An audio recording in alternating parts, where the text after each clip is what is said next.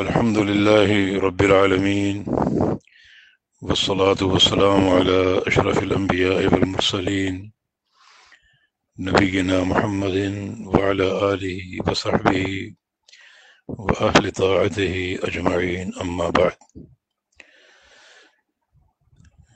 اس وقت جو وائرس پھیلا ہوا ہے اس کی بنا پر ملنا جلنا تقریباً بند ہو چکا، بھائیوں سے مصافحہ یا معانقہ نہیں ہو پا رہا، اور دوری کی یہ شکل اس طرح قائم ہے کہ ہر بندہ اپنے گھر میں محصور ہے۔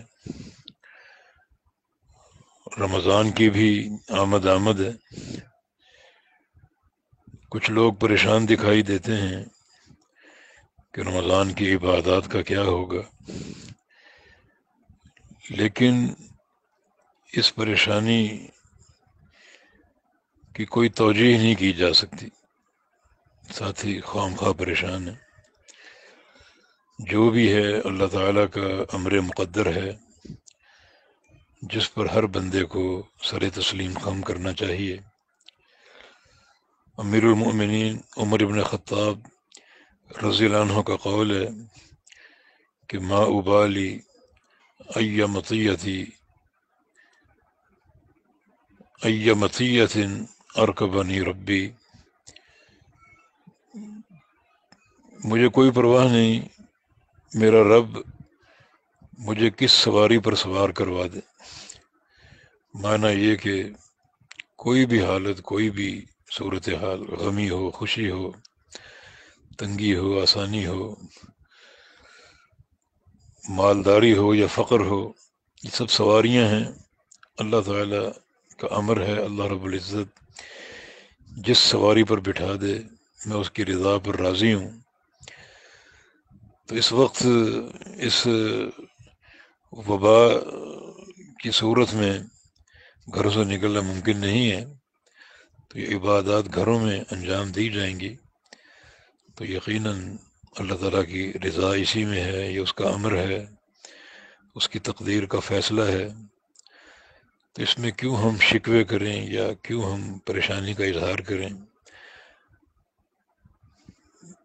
میں یہ عرض کرتا ہوں کہ ہو سکتا ہے یہ رمضان کا مہینہ ہمارے لیے تمام گزشتہ رمضانوں سے بہتر ہو۔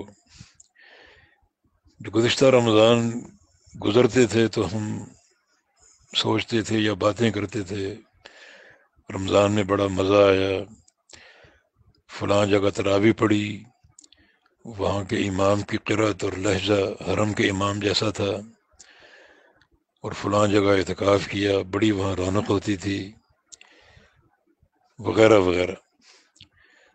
مگر یہ رمضان جب گزرے گا تو انشاءاللہ ہم یہی بات کریں گے کہ اس رمضان میں اپنے خلوت گاہوں میں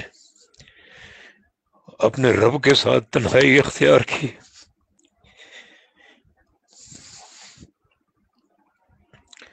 تنہائی میں بیٹھ کر قرآن پڑھا، نفل پڑھے، اپنے اہل خانہ کے ساتھ، اپنے اہل و عیال کے ساتھ،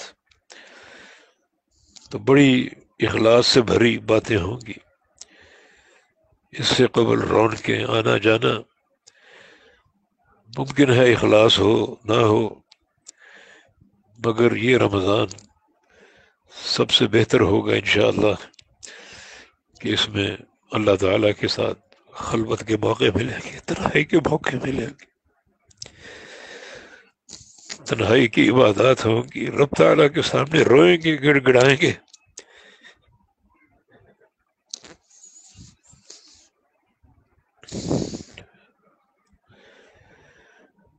تو پھر پریشانی کی کوئی وجہ نہیں ہے۔ اللہ تعالیٰ کے ہاں سب سے افضل عمل وہی ہے جو اخلاص سے بھرا ہو۔ اللہ تعالیٰ ہمیں اپنے مخلص بندوں میں شامل فرما لے۔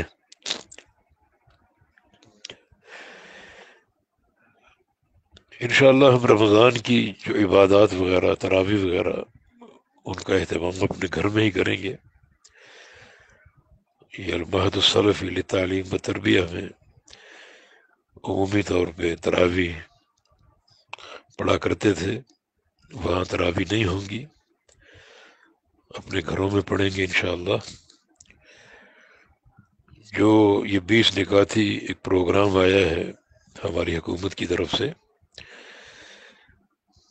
تو نہ تو ہم اس پر کوئی تنقید کرتے ہیں اور نہ اپنی پالیسی اس کے مقابلے میں پیش کرتے ہیں.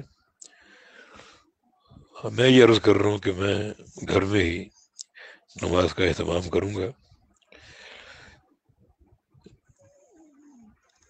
لیکن یہ حیرت ضرور ہے کہ جب پاکستان میں یہ وائرس ہلکی سطح پر تھا اور روزانہ اکا دکا لوگ فوت ہو رہے تھے، اس وقت تو مساجد بند کر دی گئیں.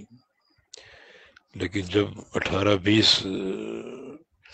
وفاتیں شروع ہو گئیں تو یوں مساجد کو کھولنے کا حکم جاری کر دیا گیا، حالانکہ وبا اپنی شدت اختیار کر چکی، جس کے علاج کی کوئی دوا تجویز نہیں ہو سکی اب تک. پرہیز، ترک اختلاط اور تنہائی ہی اس وائرس کا سب سے بڑا علاج ہے. تو اسی کو ترجیح دینی چاہیے اور اختلاط سے حتی الوسع گریز کرنی چاہیے. مسجد میں تراویح پڑھنا کوئی ناگزیر امر نہیں ہے، بلکہ نبی علیہ السلام نے ساری عمر گھر میں ہی پڑھی. 3 راتیں آپ تشریف لائے اور آپ نے باجماعت اہتمام کیا، اور یوں ایک سنت ہمارے سامنے آ گئی، گھر کی بھی اور مسجد کی بھی. تو کیا گھر میں تراویح پڑھنا ناجائز ہے؟ جو آپ لوگوں کو مسجد میں لا رہے ہیں اور صف بندی کے تعلق سے شریعت کے قانون کی دھجیاں بکھیر رہے ہیں. جس کام میں دونوں گنجائشیں موجود ہیں، مسجد میں پڑھیں یا گھر میں پڑھیں، اور گھر میں پڑھنے کی صورت میں اخلاص کی زیادہ حفاظت بھی ہے، اور اگر گھر میں جماعت ہو رہی تو صف بندی بھی ہے، تو آپ مسجد میں لوگوں کو بلا کر اللہ کی حدود اپنی رائے سے کیوں پامال کر رہے ہیں؟ پھر بڑی عجیب بات ہے، جو کام گھر میں ہو سکتا ہے وہ کام مسجد میں آپ کروانا چاہ رہے ہیں، اور جو کام مسجد کے ساتھ مخصوص ہے یعنی اعتکاف، اس میں آپ اجازت دے رہے ہیں کہ گھر میں کر لو. کس قانون کے تحت؟ کس دلیل کے تحت؟ کس نے آپ کو اجازت دی کہ آپ اللہ کی شریعت کو اپنے ہاتھوں میں لیں اور یوں اس کو ایک کھلونا بنائیں؟ اللہ تعالیٰ مسبب الاسباب ہے، اور یہ دین کی وسعت اور سماحت ہے. انشاءاللہ نمازیں ہر جگہ ہو جائیں گی. توبہ کے لیے مساجد مخصوص نہیں ہیں، گھروں میں توبہ ہو سکتی ہے. تلاوت قرآن کے لیے مساجد مخصوص نہیں ہیں، گھروں میں تلاوت قرآن ہو سکتی ہے. اور جب آپ کے دل میں مسجد کی محبت ہے اور آپ دل میں سوچتے ہیں کہ مسجدیں جو ہیں وہ بند ہوں گی یا جانا ممکن نہیں ہوگا، تو اس سوچ کا اللہ آپ کو اجر دے گا، اور آپ گھروں میں نماز پڑھیں گے، نماز پڑھنے کا اجر اللہ آپ کو دے گا. تنہائی ہوگی تو اخلاص کا اجر آپ کو ملے گا. تو میں یہ سمجھتا ہوں کہ یہ رمضان انشاءاللہ سابقہ تمام رمضانوں سے بہتر ہو سکتا ہے اگر ہم تھوڑا سا سوچیں اور غور کریں. اللہ تعالی اپنے بندے کے اخلاص کو دیکھ کر اس کے تھوڑے سے عمل پر راضی ہو جاتا ہے. بڑی وہ غفور الرحیم ذات ہے، چھوٹی سے چھوٹی نیکی قبول کر لیتا ہے اور راضی ہو جاتا ہے، اور بڑے سے بڑے گناہ کو معاف کر دیتا ہے. نیکی چاہے ذرے کی مقدار میں ہو، اللہ تعالیٰ قبول کر کے خوش ہو جاتا ہے، اور گناہ چاہے پہاڑوں جیسا ہو اللہ تعالیٰ ایک بار کے استغفار سے معاف کر دیتا ہے۔ بڑی وسعت ہے، بڑے خزانے ہیں، بڑی رحمت سے بھرپور اس کے معاملے ہیں۔ امام ذہبی رحمہ اللہ نے تاریخ اسلام میں ایک شخص کا ذکر کیا ہے جس کا نام مسعود بن عبداللہ الحمدانی، لکھا ہے کہ کان من خیار الناس، اس کا شمار اچھے لوگوں میں ہوتا تھا۔ تو اس کی زندگی میں ایک وتیرہ تھا، کوئی شخص اگر اس پر کوئی زیادتی کر بیٹھتا تو وہ 2-4 دن بعد آتا نادم ہو کر کہ مجھے معاف کر دو، تو وہ کہتا الماضی لا یذکر، میرے بھائی جو گزر گیا سو گزر گیا، اب اس کو یاد نہ کرو، چھوڑ دو اس کو۔ تو جو بھی اس طرح کا معاملہ ہوتا تو وہ یہی کہتا الماضی لا یذکر، الماضی لا یذکر، جو گزر گیا سو گزر گیا، اس کو مت یاد کرو، چھوڑ دو اس کو۔ اس کا انتقال ہو گیا، تو اس کے انتقال کے بعد اس کو کسی نے خواب میں دیکھا اور پوچھا کہ مسعود، اللہ تعالیٰ نے تیرے ساتھ کیا معاملہ فرمایا؟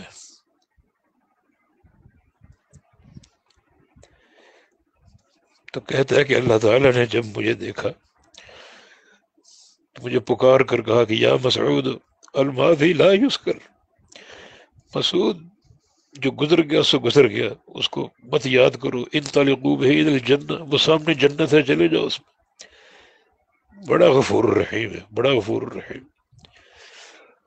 تو اللہ تعالیٰ ہمیں جو ایک موقع مل چکا کہ اس کے ساتھ خلوتیں اختیار کریں، رجل ذکر اللہ خالیا ففاضت عیناہ، جو بندہ تنہائی میں اللہ تعالیٰ کو یاد کرے اور اس کی آنکھوں سے آنسو جاری ہو جائیں، اللہ تعالیٰ اسے قیامت کے دن اپنے عرش کا سایہ عطا فرمائے گا۔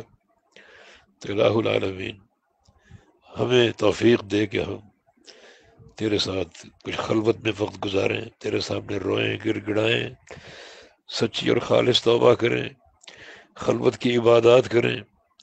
اور الہ العالمین جس وبا نے اس وقت ایک بسیرا ڈالا ہوا ہے، اسے اٹھا لے یا اللہ، اپنے امر سے اٹھا لے، تیرے امر سے اتری ہے ہماری معصیتوں کی بنا پر، اور ہمیں توبہ کی توفیق دے، اس توبہ کی برکت سے تیرے امر سے یہ اٹھا لی جائے گی۔ یا اللہ امت مسلمہ پر رحم فرما، غرباء اور فقراء پر رحم فرما، اس وقت جو بڑی ایک پریشانی کی زندگی گزار رہے ہیں، الہ العالمین تمام بلاد اسلامیہ سے اس وبا کو اٹھا لے اور پوری دنیا سے اٹھا لے الہ العالمین، اور اپنی طرف رجوع کی توفیق عطا فرما دے۔ ربنا تقبل منا انك انت السميع العليم وتب علينا انك انت التواب الرحيم برحمتك يا ارحم الراحمين، وصلى الله على نبينا محمد وعلى اله وصحبه واهل طاعته اجمعين۔